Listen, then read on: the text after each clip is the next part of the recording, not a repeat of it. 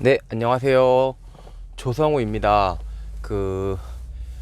윤석열 되고 나가지고 지금 양도세 다주택자 중과 배제한다고 지금 말하고 있잖아요.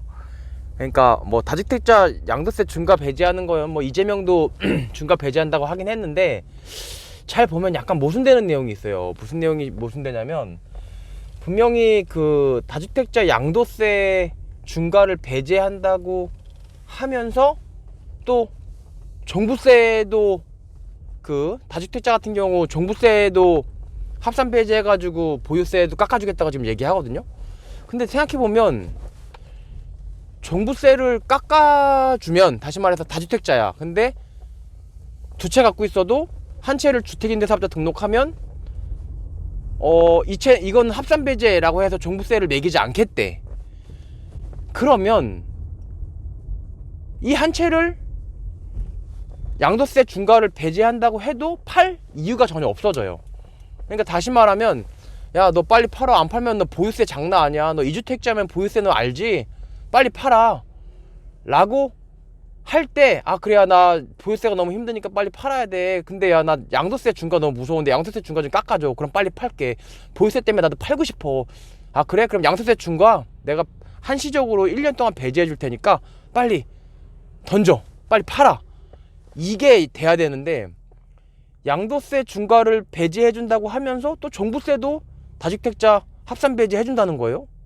그러면 양도세 중과 뭐 배제해줘도, 아 그래 뭐 양도세 중과 배제해주냐? 그래 그럼 양도세 중과 너희 배제해라. 나는 뭐 종부세가 나를 자꾸 때리면 내가 그 양도세 중과 배제하는 거 틈타가지고 팔라고 그랬는데, 아니 뭐 종부세도 합산 배제 되는데 굳이 뭐 양도세 중과 뭐 배제하든 안 하든 나 그냥 갖고 있을래. 뭐 견딜만 한데 종부세 합산 배제 해주니까 라고 해서 사람들이 안 판단 말이에요. 그럼 뭐야? 그러면 양도세 중과는 왜 배제해 준다는 거죠? 종부세를 깎아주기로 말하면은 양도세 중과 하든 안 하든 사람들이 안 팔 텐데 라는 생각을 제가 했는데, 그러니까 잘 따져보면은 종부세 배제를 하긴 해요. 합산 배제를 하긴 하는데 뭐를 하냐면 작은 것만 하겠다는 거예요. 그러니까는 말하자면 강남에 한 채, 뭐 용산에 한 채, 큰 것들 막 3, 40평 되는 것들, 4, 50평 되는 것들, 강남이나 뭐 마용성에 한 채씩 두 채 갖고 있는 사람들, 이런 사람들은 주임사를 한다고 해도 종부세를 깎아주지 않고 종부세를 지금처럼 세게 때리고, 그에 반면 이제 뭐 강남에 한 채 있으면서 연세 있으신 분들이 수익형으로 뭐 오피스텔이나 뭐 1.5룸이나 뭐 다세대 빌라 같은 거 작은 거 뭐 월세 다만 뭐 한 6, 70만 원 정도 받으려고 갖고 있는 거 있단 말이에요. 그런 것들을 주임사를 하면 그런 작은 것들은 종부세 합산 배제해서 깎아주겠다.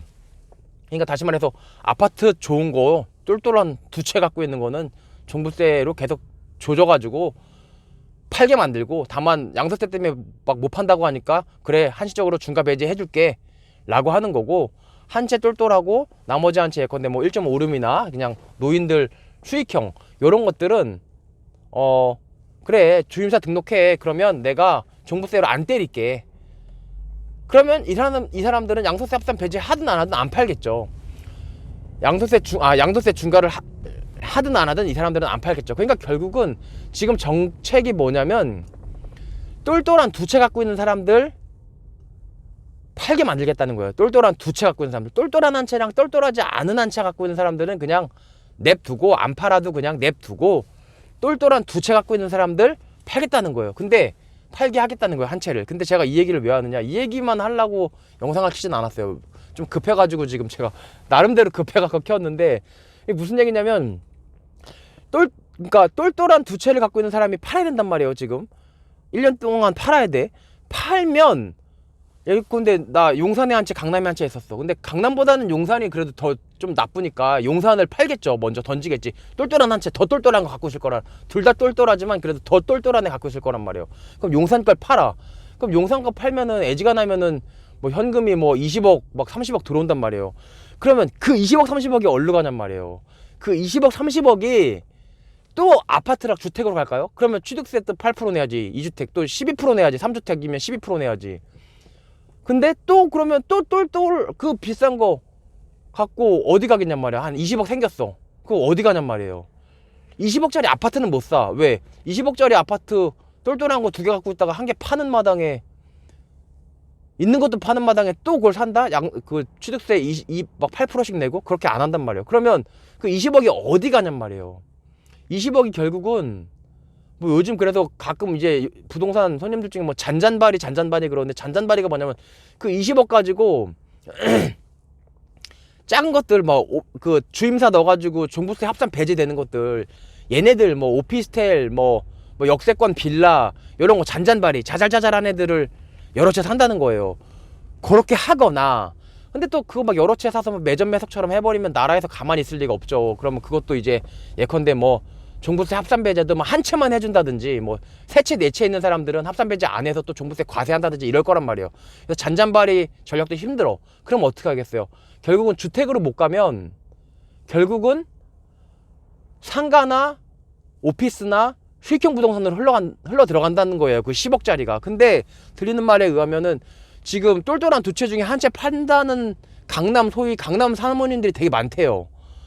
그러면 그 돈이 꽤 클 거란 말이에요. 그 돈이 결국 수익형으로 흘러 들어가는데, 뭐 상가는 자꾸 망한다 막 이러니까 오피스로 더 흘러갈 가능성이 많고, 오피스로 흘러가면 오피스가 엄청 오르겠죠. 그러면 결국은 나머지 돈이 상가로 흘러갈 건데, 상가도 똘똘한 상가들은 아직 괜찮거든요. 그래서 결국은 어떻게 돼요? 상가랑 오피스가 오른다는 거예요, 수익형 부동산이. 근데 상당히 좀 설득력이 있지 않아요? 설득력 있는 하나의 썰이에요. 근데 제가 설득력이 있어서 혹시라도 의사결정 고민하시는 분들한테 도움이 되라고 제가 이 영상을 켰습니다. 어쨌든 그럼 저는 지금 운동하러 가거든요. 네, 저 운동하러 갔다 올게요. 빠이.